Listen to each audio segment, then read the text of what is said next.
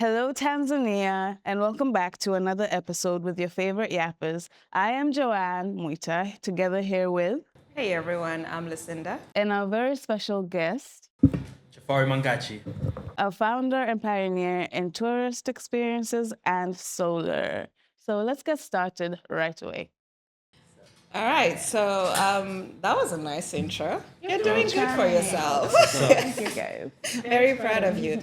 Anyway, so again, we are unpacking, as usual, the expectations versus the realities of coming back home. Yeah. And Jafari, you're in tourism Yes. as well as solar power. Those are very interesting, for lack of a better word, industries in Tanzania. Tell us a little bit about yourself. First of all, when did you leave Tanzania? Where you grew up? Before we get into the business side of things. All right. So thanks for having me. Appreciate it. My name is Jafari. I was born in Tanzania in '91. The same year, I went to Switzerland Yeah. because my dad worked there, and I pretty much grew up in Switzerland and wanted to come back to Tanzania. My want to come back to Tanzania was about 2018. So I started coming back, and I came to Dar. I went to see my dad, and I also went to the village because we also have properties there. And yeah, that's pretty much it. Your dad had already moved back to Tanzania. Yeah, my dad, he's retired. Yeah. So he's always been or working abroad or coming back. But in 2018, he was here already. Yeah. Okay, so why did you decide to move back? What was the turning point for you to say, hey, I want to go back to Tanzania? That's a good question. To be honest, so in Europe, as being an African black man can be somehow challenging, and you don't really get to, you don't really feel loved, supported. Obviously, you have the diaspora community, etc. But I like being in a place where around me I feel good, right? Yeah. So I always ask myself, where is that place? And then if I listen to my heart, that place is home actually. So every time I come to Tanzania, that's how I feel, right? So that's when, I planted the first seed in my brain.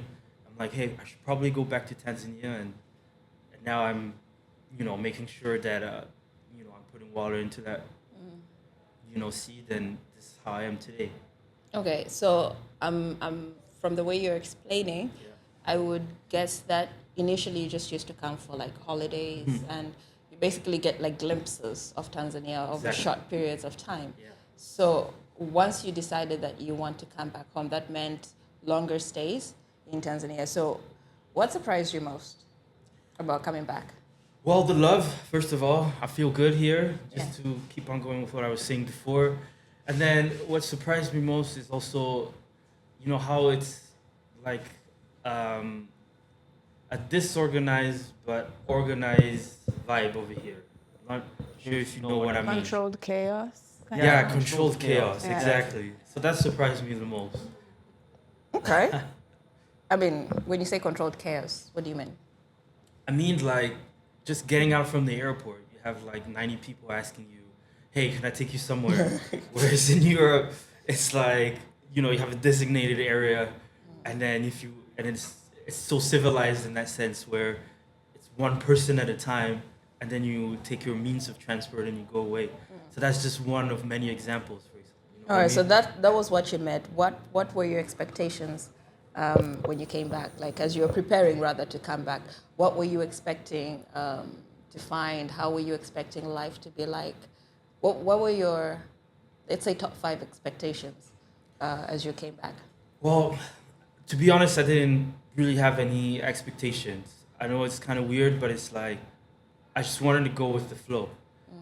Because if you're having a lot of expectation, then you might get disappointed, I think. So it's just better to just, ride the wave in that sense. And so when I came here, I was like, okay, each challenge that was brought to me, I was like, okay, which angle do I approach it, and then I move on to the next one. Whereas having expectation, then I'm having a lot of energy put down into something that I'm waiting for to happen, and then it doesn't, and then there's this extra energy of like me feeling annoyed about it, and then going forward, right? So I took the other route. Okay, so that say, like, what once you settled in, you got home, you saw what life was like. Yeah. What was like the hardest thing for you to Hardest wrap thing. your mind around? Especially since you didn't have any expectations. Yeah. Yeah. So What was like a culture shock moment that you had and you were like, oh, damn. I'm way back here okay. now. Yeah. So that's easy. That's the easy one. It's patience. Okay. Patience is something I think I relearned the word patience in a more action way, because it's like, someone will always tell me, oh, you're an impatient person. And then now I'm here, I'm like, I don't think I'm an impatient person. Yeah. Because it kind of trains you to be patient over here, So that was definitely a culture shock. Yeah. Because you wake up and you have plans, and the chances of the plans that you're writing down and the reality of them happening, they're very, a lot of things could happen. 70-30. They go in very 70-30. opposite direction. Exactly. So 80-20. Yeah. That was Yeah. so that's Yeah, sorry. go for it. Go for it. No, I said I think it's funny because a lot of people that we've interviewed have said the same thing, like patience. Yeah. Yeah, patience Something. in everything, Yeah. time, planning, Yeah. people showing up for meetings. Yeah. I think I was also once told I'm extremely impatient. I was supposed to, and mind you, that was me being like, oh my God, I am so patient. Yeah. I was supposed to meet someone at a cafe and their greet time was 11:30. Okay. So I'm there at 11:30. That's right. And this person, I'm like, okay, I'm going to give you like a grace period of like 15 minutes at most. I found myself sitting there until almost 12:30. And then he keeps calling me, he's like, I'm stuck in traffic. But I'm like, I also came from the direction that you're coming from. Yeah. There isn't that heavy traffic. And almost one, I decide, screw this, I'm just going to go home. So as I'm getting into the Uber, I kid you not, this guy's parking right there. This was a work meeting, supposed to be a work meeting. And so he calls my boss. He's like, I just arrived and Lucy is leaving and yada, yada, yada. And I get to the office and my boss is freaking out. He's like, why did you leave? The client just arrived. I'm like, what time did he call you?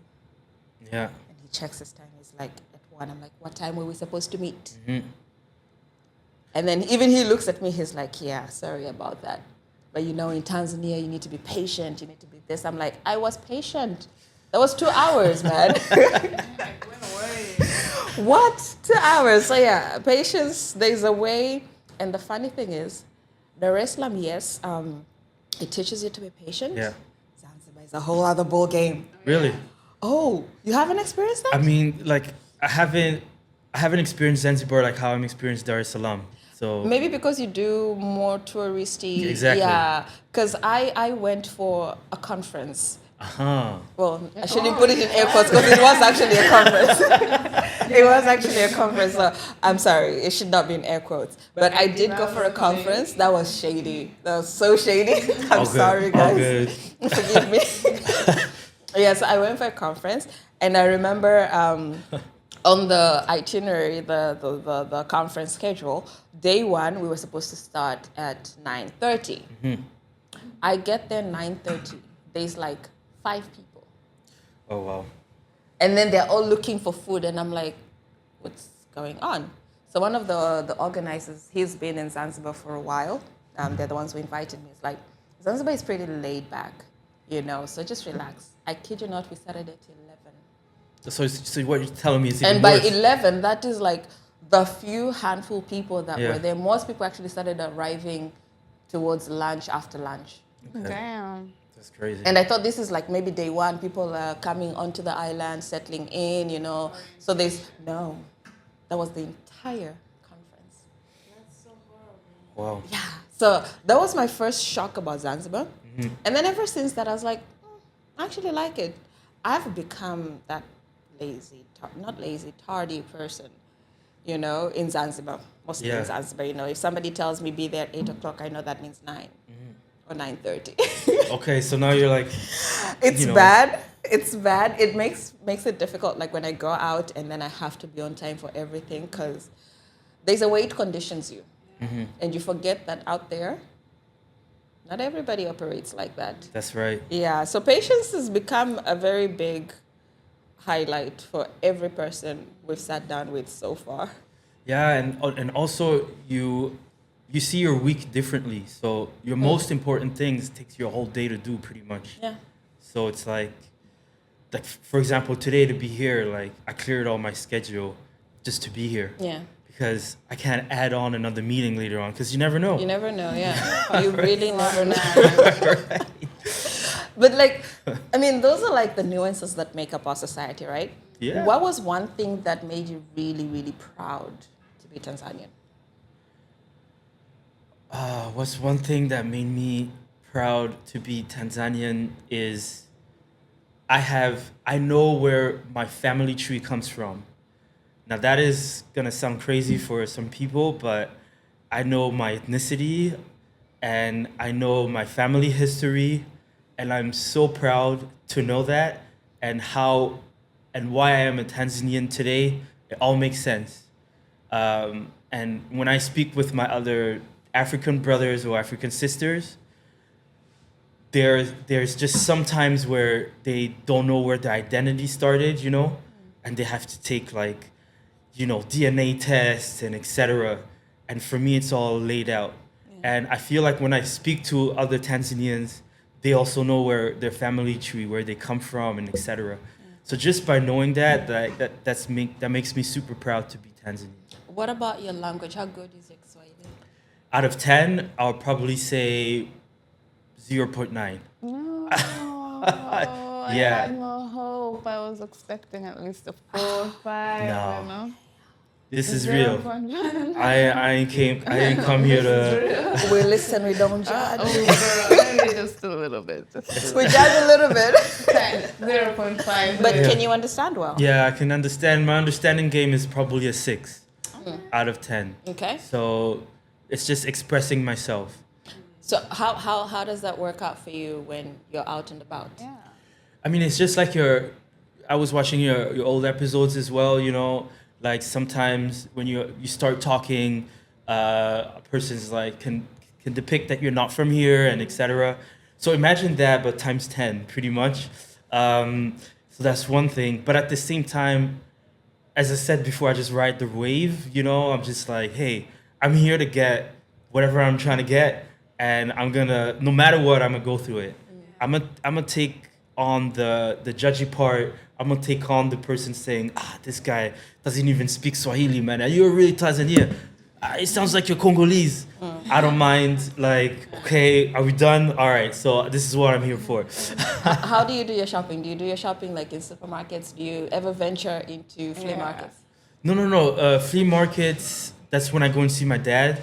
But I go to small, dukas, and I try and communicate and try and get whatever I need. So you've never bargained for prices to be lowered? No. Oh, I mean, yeah, I do, because I take both every day, right? And then, no, I'm not talking of like transport. I'm talking of like you're going to buy, let's say, clothing. Yeah. Do you Okay. negotiate I'm just there, lowered prices? Yeah, because we look at like clothing and they're like, this is 5,000. I'm like, no. I have only 3. Yeah. Oh, okay. Yeah, and then So you that's do it. the back and forth and all of that, The and people somehow are saying- settle. The barrier is like to their advantage, for example. The only place that has happened is when I'm buying vegetables. I haven't bought any clothes here yet. Yeah.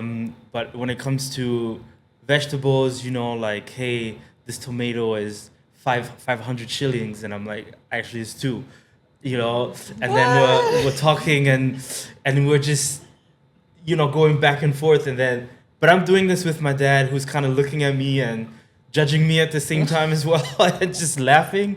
But hey, this is how you learn. You gotta just be out there. Yeah, you gotta hone your negotiating skills. So Yeah. So it's a work on progress for sure, but I'm definitely up for the challenge. I'm gonna get back to this question of negotiating because you're in tourism, and I think on the aspect of domestic tourism, I mean, I think, okay, let me not preempt myself. No worries. But your nature of customers that you bring to the country are mostly from outside. Yes. So what do you think would happen if you meet a me? No, I'm a bad example.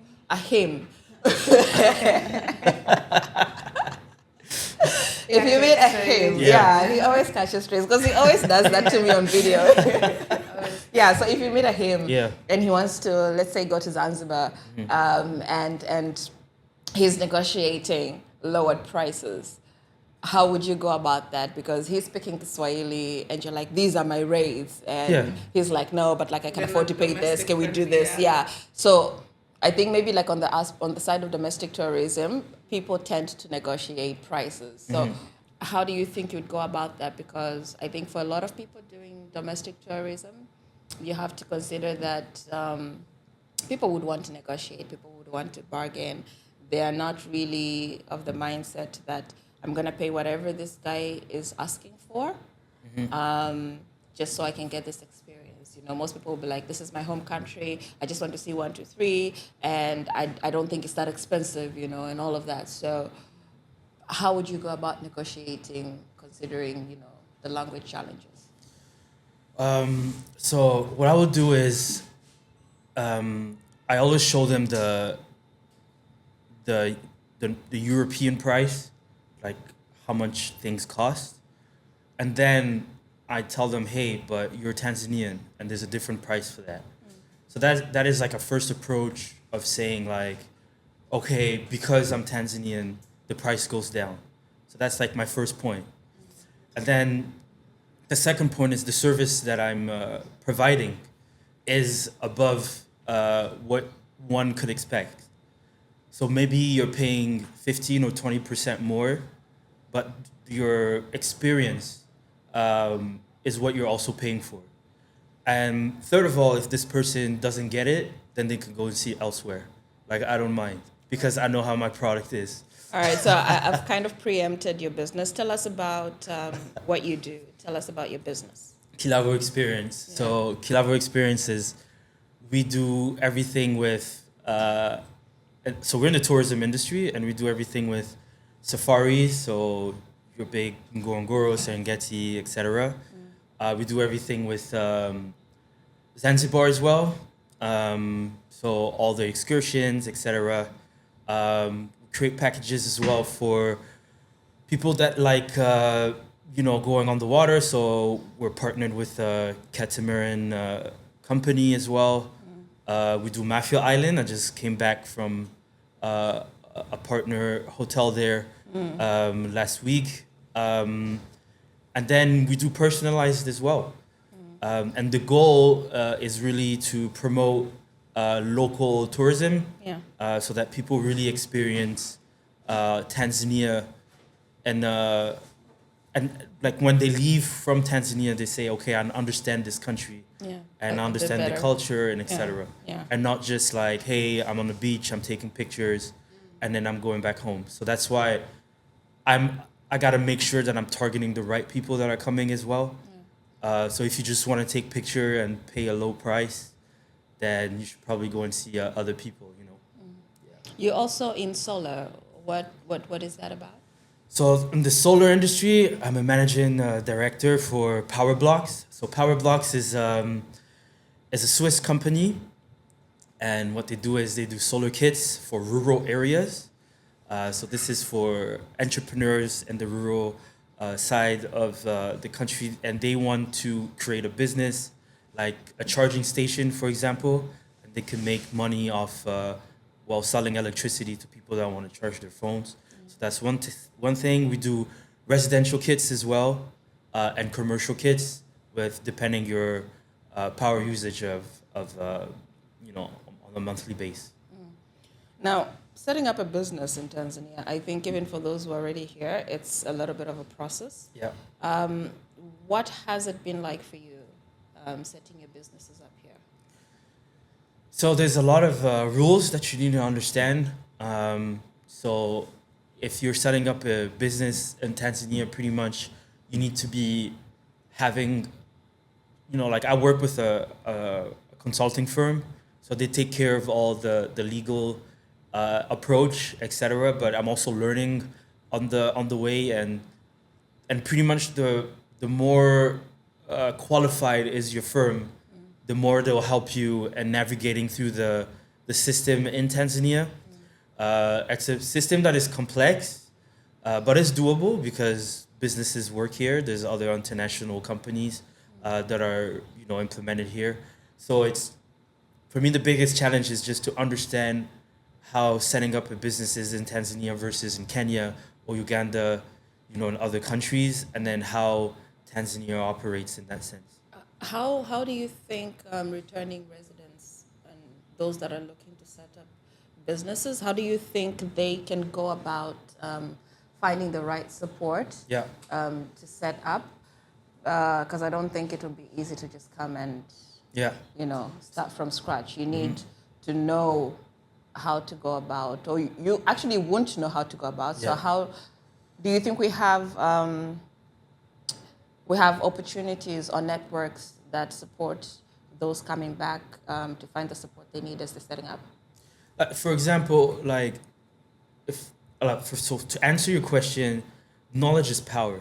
So go on YouTube and learn stuff that other people are explaining to you. Try and get books, etc. So there's a lot of knowledge out there that is available for you to understand in which direction that you're trying to go. First of all, second of all, the networking. For example, because it's a Swiss company, there is the Switzerland Tanzanian Chamber of Commerce. Yeah. So you check it out. You go and see what networking events they're doing in Dar es Salaam. And then you go there, you talk to people. And then these are also the people that will give you the tools on to go like forward, right? Yeah, yeah. And then you try and look at other networking events, and try and mingle with people. So it's pretty much easy. You create your business card. There's so many print shops around here. Like, I just create one business card. I mean, template, and then print like maybe 50 or 60, and then go to those targets events where you can talk with people that know how to set up a business in Tanzania, and everybody will have a different stories, and you just go with your phone, start jotting, taking notes, and then that will help you funnel down the direction that you're trying to go on, trying to create your business, right? And what about yeah, that's good advice. What about the challenges, the red tapes, the startup costs, perceptions that people would have, especially as a Tanzanian coming back and, trying to set yourself up? So yeah, the red tapes for me is, there's, and this is one friend told me about this is, first of all, you have to separate friends, and you have to separate business.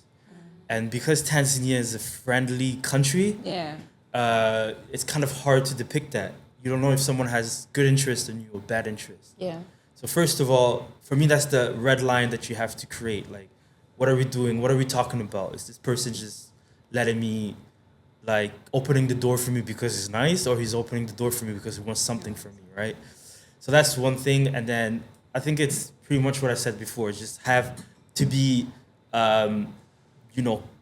nicely surrounded with the people that surround you so that they can help you and choose the right people to work with. So, for example, when I came over here, I went to the Swiss Tanzanian Chamber of Commerce, but that is a space where people have good intention, right? And then there's Tanzanians there too, because there's still Tanzanian companies that are working with Switzerland. Yeah. So when you go to those events and you speak with them, they have your good interest. So for me, it's to go to these international organizations and try and see, like, and make the right connection in that sense. So regulatory wise, you've not had any challenges? Yeah. with- Because for me, I'm confused, like, if you did have any challenges or not. Because at the end of the day, you're still Tanzanian, right? But you didn't grow up in Tanzania. So when you wanted to, like, establish your company or organization, when you were, like, filing for these papers and stuff, were you required to, like, sign up as a Tanzanian or, like, as someone from abroad? Or, like, how does that work? So I'm blessed in that sense because my father, well, he's retired right now, but he used to be an ambassador. So in this route, things are a bit easier in that sense.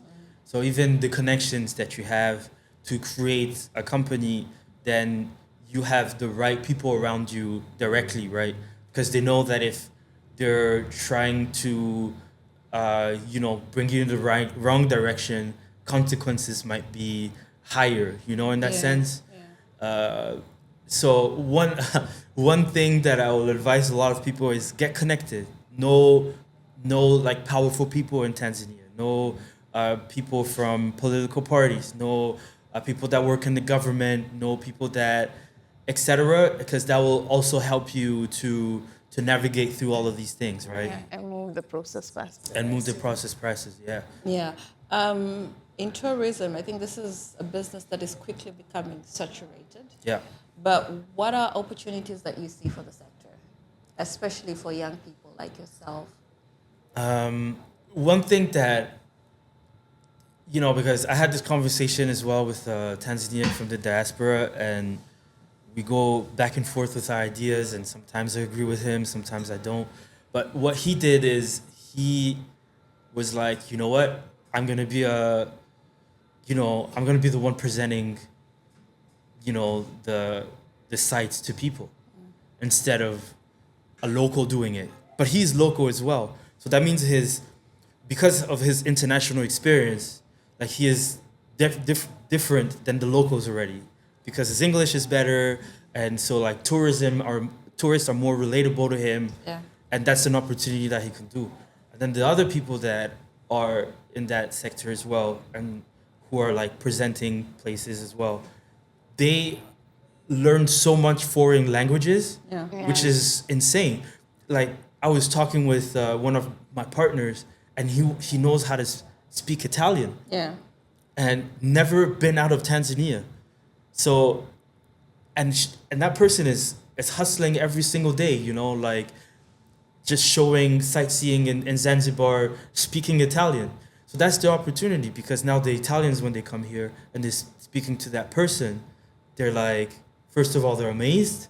And second of all, They connect easier, they relaxed, and third of all is also the tips that they receive, etc. So I think languages creates like a lot of opportunity when it comes to tourism. Oh, Duolingo is about to see me coming. Duolingo is such a toxic owl. Yeah. That owl is extremely toxic, man. I can't. This is the type of parent your dad, and the type of teacher your dad was expecting you to have. Duolingo. No, man. Duolingo is just an emotional blackmailer. Yeah. I think on the, I met a tour guide in Malindi. He speaks really good Italian. Yeah. And I kind of asked, like, how? Because he's never been outside Kenya. He's never actually been outside Malindi itself.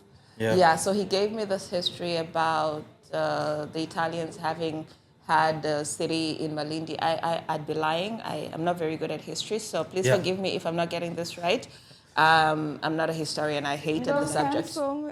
Don't cancel me. I'm just giving you guys a disclaimer from the get-go. I absolutely did not like history. We'll end there. Let me not divulge too much. But like, I don't like history. Yeah, y'all will never forget. And the next thing you know, you're looking for my results. No. Good on you for that. Yeah. Yeah. So I didn't like history, but I think something around the Italians back then having made roots in that region. Yeah. So even the bulk of the tourists that go to that area are Italians. So he spoke, so on the group that I was traveling with, we had a couple of Italians. And at first I was just like, you're overdoing this whole touristy thingy. But like when I saw how excited these tourists were, I was like, okay.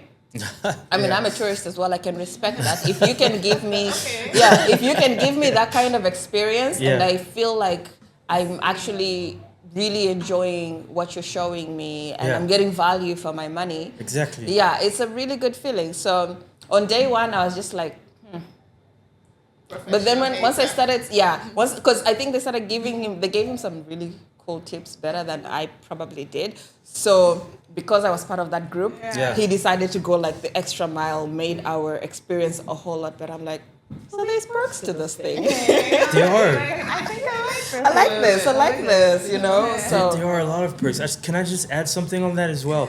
It's like, imagine like a beauty salon, right? There is different, and you're trying to create an experience with the beauty salon. yeah. So you go there. I don't know how it happens in Tanzania, but just try and picture this. You go in there. How are you greeted? Like, when is your next turn? When they do your nails, what happens? And then when you pay and when you leave. These 5 things. So when you open the door and they give you like a wet towel to put on your face, and they give you a glass of champagne, Yeah. then your price goes up I 10%. know, I know, right? I know. So that's like a given that all Tanzania need to understand. Yeah. Like, look online. Look, Tanzania is a touristy country, but there's so many other touristy countries. There's the UAE. What did they do there? Branding. There you go. But I have to give it up to like Tanzanian business owners. These people really know how to make a customer feel valued. Yeah. Like you gave the example of the beauty salon, and I kid you not, like my hairstylist, I have to give her a shout out. Let's go. She's really dope. Let's go. You know, like I would set an appointment. They have no problem actually doing my hair. Like I think there was a time I was really, really sleepy. Yeah. And they get me comfortable. Like you just doze off. And I'm like, are you sure? Like, yeah, just relax. So they give me like this little pillow, and I slept. Yeah. And when I woke up, like half my head was done. I was like, I like this, And then somebody there is doing my toenails, Yeah. and like, it's so comfortable to the point that they become friends. Yeah. And I know of other salons you would go and they even give you lunch. Wow. Yeah, and then my nail tech actually gives me wine. Exactly. My God. Exactly. when you're too busy smiling and being I'm like, happy, how you don't even much do I need notice to how pay? much. Yeah. And he'll be like, 30K. I'm like, it's all good. Yeah. It was worth it. Totally worth Take it. my money, and I'll Take be my back. money, keep me broke. Exactly. willingly. Yeah, so I think even in tourism, I have seen that people do go out of their way to give you that unforgettable experience. And maybe that's why, Tanzania has adopted that unforgettable hashtag, Tanzania Unforgettable. You get a really good, So if you get, guests who leave the country and they're happy, they love Tanzania, that's a win for us, right? Yeah, because it's, and this is for everyone. When a tourist comes to the airport, there's 2 penalty fees and maybe a third one. The first one is the visa. The second one is the insurance visa, and then the third one is waiting in line. So you have to erase all of that in their mind. Yeah. Once they get out of the airport, Make sure they forget all that they hustle. forget all that, because that's the first moment they get out of the plane. Yeah. Like if you go to Thailand or New Zealand, they greet you with like a little necklace, and they're like, welcome to our country, little sing song. You know what I mean? And then so people are coming here and they're like, oh man, this. And migration officers are so mean. I know, they really make you question your entire decision to go there. So that's why it's like, you have to make sure you erase that. And then they're like, okay, I went through that, but what I got from it was worth it. Was worth it, Right. definitely, yeah, for sure. All right, so we're almost rounding up. I have a question, right? Yes. What is something that you saw or did in Tanzania for the first time only after you returned? Something that I saw Or did or did. for the first time ever? Did? Don't cheat. That's your answer. For the first time only when you came back to Tanzania. So the first thing that I saw, and then I seen. That you saw rather, or did only after you came back? That's a good question. I have to think about that All right. one. While you're thinking about it, let's play a little game. Oof. Okay. Okay, so you used to come for holidays Yeah. before you finally decided to move back. So then versus now. Okay? What was the street food like then versus the street food now? The street food. Please tell me you ate street food. Because now I will judge you if you don't. I'm so good. I will totally judge you. I have not eaten street food. Let's go. What the Yeah. audacity? That's No right. Shakis. No, No Miss. chips yai? Oh, okay. No Well, mandazi? when you're talking about that, are you talking about like we're a talking local restaurant?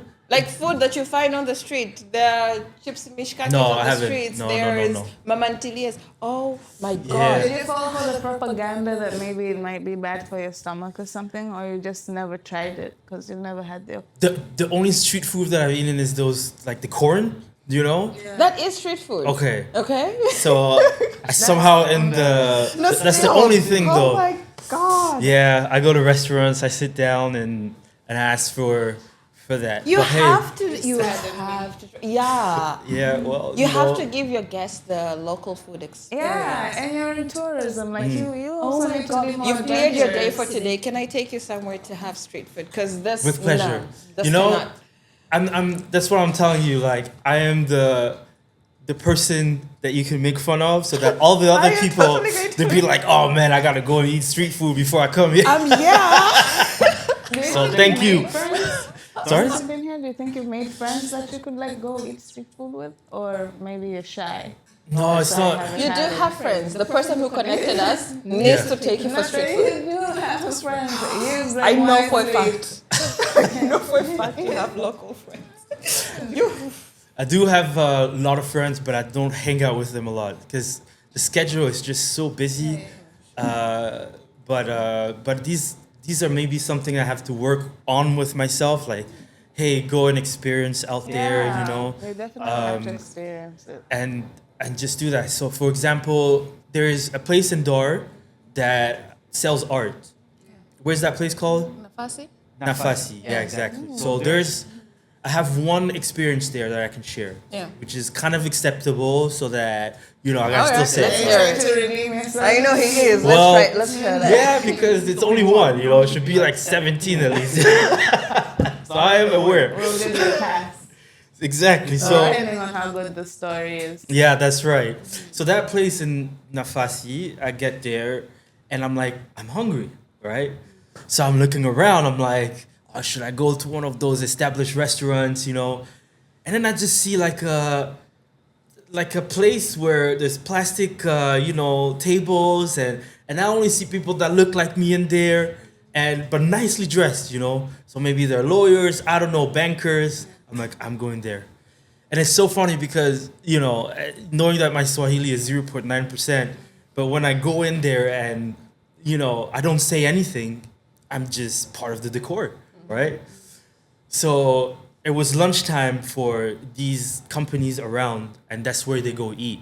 So that's where I had my, you know, pilau and all that. I mean, And- that's like a good start, but we still need to have you eat like, you know, the chapatis that you get in the morning from Mamantilie, and it's like rolled in a newspaper, and when you open it, it has like newspaper words imprinted on it. You need to try that. I've never done that. I know that traumatizes my parents every single time. Newspaper chapati. Yeah, they roll it in newspapers. Okay. Yeah, that's recycling. So they roll that in newspapers. You go get like what's two up. sambus, two chapatis or something. It's rolled in the newspaper, Yeah. and when you open it, depending on how hot it is, Yeah. when you open it, there's like wording. Really? Yeah, I know. It is hell. It's so unhealthy. I'm very sure. I mean, that's ink. Literally But ingesting it tastes so information. good. It tastes That's funny. So good. That's a good one. Ingesting it.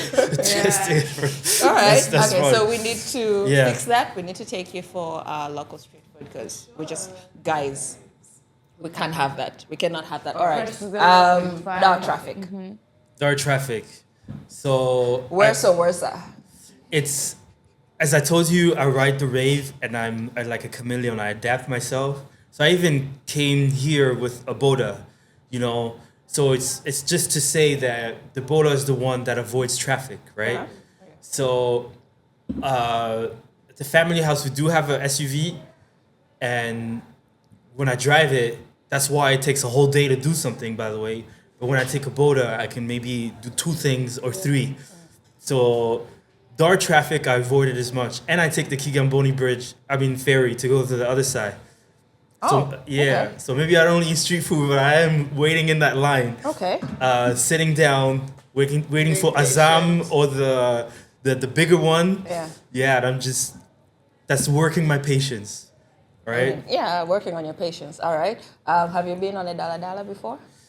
Dala Experience when I was a kid, when I was 12, Since you 13 came years back? old. No, haven't. Well, like man has grown. Has the option not I to mean, go. yeah, but like, can you really say you've lived in bar I mean- if you've not been on a bus? I've been on that bus when I was a kid. No, let me tell you. You see how the Dala Dalas have traumatized you. Yes. I have really traumatic stories about Dala Dalas. Really? So I am happy to say now that Every day is a I can count the number of times that I get on a Dala Dala, and I make sure that the direction I'm going, the buses are not like chaotic, they're not Okay. full.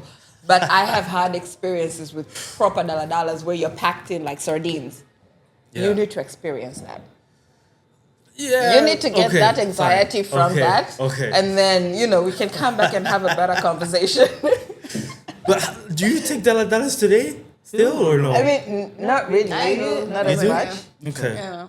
Yeah, I don't really take Dalas these days. I've It's so experienced dramatic, it. just so I've you been know. traumatized Yeah, enough. I believe you. Yeah. But like when I come to the office, because I go against traffic, Yeah. the buses that come this direction usually are almost empty. Okay. It's been a while since I got on a bus, but on those occasions, I just might be convinced to get a bus. And have you tried the new Dar es Salaam Rapid Transit? Yeah, no. No? I did. I Oh. did only because my son wanted to experience it, Yeah. but not doing that again unless maybe they better their services. Okay. Yeah, And I you? feel like it's just a dollar Pro Max, like. Exactly. There's really no difference. It is. It is. It really is. The only difference is it doesn't really. And stuff like. The traffic isn't as bad when you're on the BRT, but it's on its own lane. Yeah. It's still very It's still congested. Yeah. Because I went through Carriacou with an SUV, and there's so much. You have to be so alert, actually. why would you do that to yourself? Hey, man. I mean. It feel like that sometimes. I mean, I'm following this GPS, and somehow I end up in Carriacou, So, but it's fine. You're because brave. It's I am a brave person. Like even telling you on camera that I haven't eaten street food, but I'm also telling you on camera that I've been to Carriacou with an SUV. That was crazy. That is crazy. Yeah. Because the amount of alertness you need to have, and then someone is just sitting Around what next to hours you. were They those? don't care. Like between 4 and 6. So it's like the worst, yeah, that's right? the worst. Yeah, because I did that once and I said never again, ever, ever. That's what I was thinking of just now. We went to Kariako the other day, but we didn't drive. Imagine, we didn't drive. But imagine Even in the Bajaj and then walking. It's still like stressful. So like even And then the if walking it as was well. big, You remember how- it's just a whole Yeah. like I really unless I absolutely have to. There's no other way, no other option. But that's It's like a when you mad catch me scientist in lab Carriacou. kind of situation. Crazy. Like, and it's so funny because the person who's next to you is like, la la la la la. Hey, can I change songs? I'm like, what? Just do whatever you gotta do. Like, I don't got time for this. And then they're like, oh, why are you so mad? I'm like, you don't know what I'm like dealing with right now. I'm trying to focus. I need you to shut it. Pretty much. But All right. So I'm not going to ask you about Swahili because clearly we've Yeah. established your language is not really good. no. What about the internet? Hey, the internet's quite good actually. I'm not complaining about that. Okay. Which is, but there has been a progress. So I don't know who's the Minister of Communication. Good job. And and aren't you guys having like an application or something Four. for the citizen? An app one. We do, yeah, we do. Yeah. When I click. Shout out. Yeah, shout out to that. So that We're means very innovative in this country. internet is good because you need to Yeah. download through the Tanzanian Yeah, internet yeah. to get to your application, Yeah. right? So Yeah, that means oh. there's progress. It's okay. We'll find a Guys, way. we'll figure it We'll out. find a way. Relax. No, All right. so for internet, I have no We're complaints. good on that, yes? Yeah, we're good on that. All right. So last. This is a yes or no Okay. type of question. Yes or ready. no? All right. Got shocked by electricity rationing. No. You weren't shocked? You expected it? Yes. Okay. All right. Said hi in English and got stared at. No, because I really don't care. Used Google Maps in your own neighborhood? Yes. Forgot your tribal language mid-convo. Do you even know your tribal language? Lucy, why would you set him up like that for real? I'll say no. Okay. Paid in foreign currency by mistake. No. Okay. Like, I make sure that it's all in Tanzanian shillings. Okay, nice. So I actually used Google Maps once and got stopped by traffic. I didn't know. Okay. I didn't know. And apparently that was just like a one-way route and I used it to exit. And this guy sees me and he's like, come here.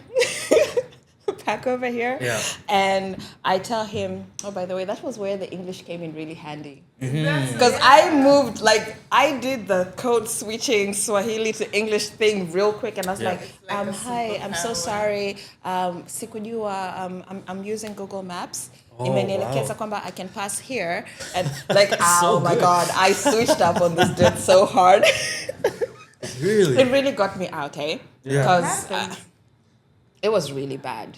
But my mother, bless her soul, decided she wants to get on the daladala. Against all my warning, don't get on the bus. This lady decided, hey, it's all good, I'm going to get on the bus. She paid 2,000 shillings for a trip that should have been 500. Okay. And I'm asking her why, you know. She's like, no, I told them to drop me off at B1, and I only remembered that B1 is in Namibia. I'm like, Not the Yeah. face. Please look at the camera when you make the face. I don't want her to see my face. See, I don't want her to see my face. Oh, man. She's not going to be amused that I'm outing her like this. But like, I was shocked. And I always have this conversation with my mother when she comes to Tanzania. I'm like, Mom, TZ is not the TZ that you remember. Yeah. You know, things have changed. Don't For get on the sure. bus and speak English. Don't Yeah. get on the bus and forget where you're supposed to drop off. Yeah. Use That happens landmarks. to me.